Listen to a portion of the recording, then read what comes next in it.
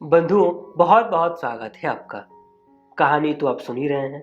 आज भी एक नई कहानी के साथ आप सबों के पास हूँ। सुनिएगा इस कहानी को भी अंत तक और बता दीजिएगा कमेंट में कैसे लगी आपको मेरे लिखी छोटी सी कहानी, है ना। तो बस इसी बात के साथ शुरू करते हैं आज की कहानी को, है ना। जिसने भी कहा है अकाट्य सच कहा है। बड़े बुजुर्ग की कही बात और लक्ष्मण की खींची लकीर, दोनों से पार पाना मुश्किल है।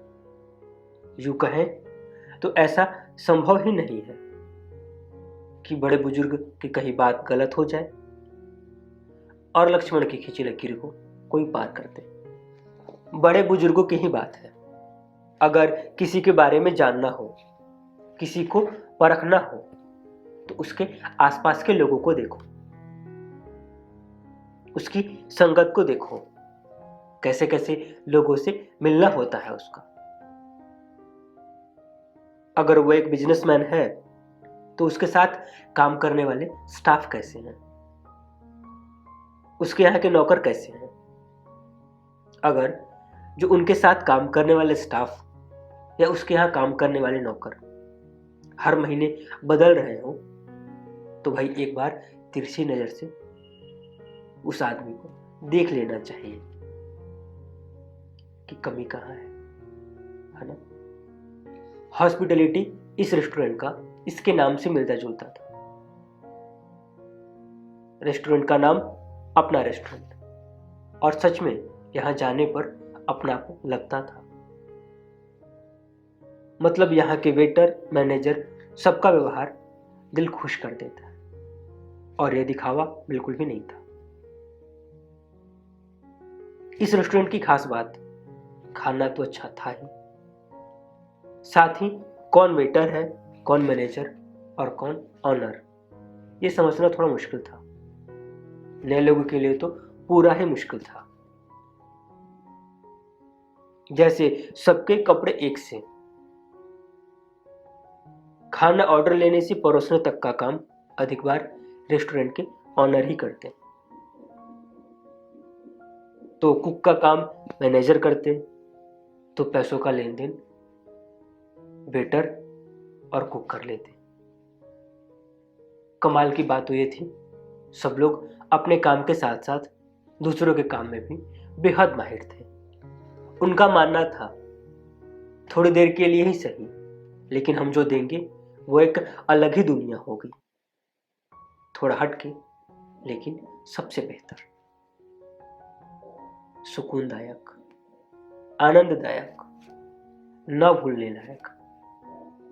आज रेस्टोरेंट में अभी नए नए बने विधायक जी के बेटे जी हैं।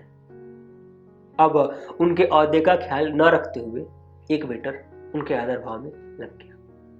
वेटर अपना काम बखूबी कर रहा था, जैसे सर ये पानी क्या लाऊं, ऑर्डर ले लूं।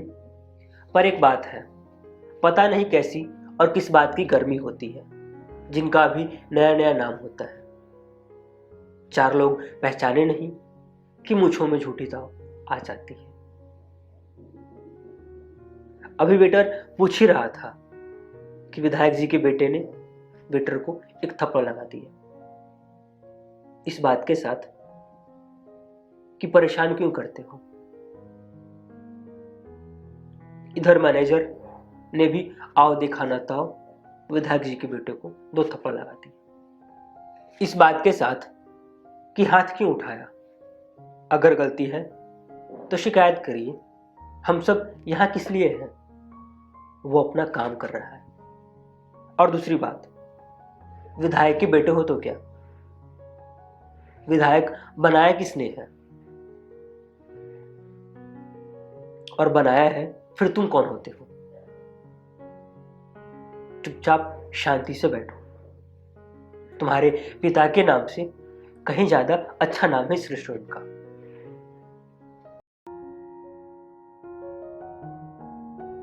छोटी सी कहानी या बात जो कहें आप, पूरा हुआ। समझना बस इतना ही।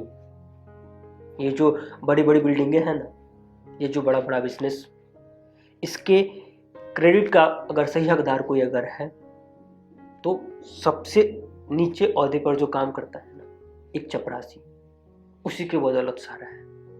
क्यों? जैसे बैंक, एक सरकारी बैंक और प्राइवेट बैंक। आप गए प्राइवेट बैंक में, क्या होता है, जैसे आप गए एक चपरासी आपको मिल जाएगा, वहाँ से आपको सब बता देगा कि यहाँ से कैसे कैसे जाना है, कहाँ जाना है आपको। और रही बात सरकारी बैंक की, तो वहाँ के आप चले जाइए, चिल्लाते रह जाइए, कोई सुनने वाला भी नहीं है। बस यही बात है, कोई छोटा नहीं। और अपने साथ जो जिसके साथ अगर आप काम कर रहे हो, उसके साथ व्यवहार बहुत अच्छा बना के, बहुत अच्छा। क्योंकि कस्टमर तभी आएगा जब आपका संबंध उसके लोगों से अच्छा रहे, अपने लोगों से अच्छा रहे तब, है ना। यही बात है, बस समझना इसी को है। अपने लोगों को खुश करके और प्रसन्न करके रखिए। बाकी लोग तो बाहर के हैं, वो तो उनका आना जाना तो लगा रहेगा, और वो आपके साथ हमेशा रहने वाला है। तो बहुत अच्छा किया मैनेजर ने, वरना कोई और होता तो और 2 थप्पड़ लगाता और वहाँ से भगा देता उसको, बेचारे वेटर को, है ना। तो बस कहानी सुनने के लिए, पसंद करने के लिए आप सभी का बहुत बहुत धन्यवाद।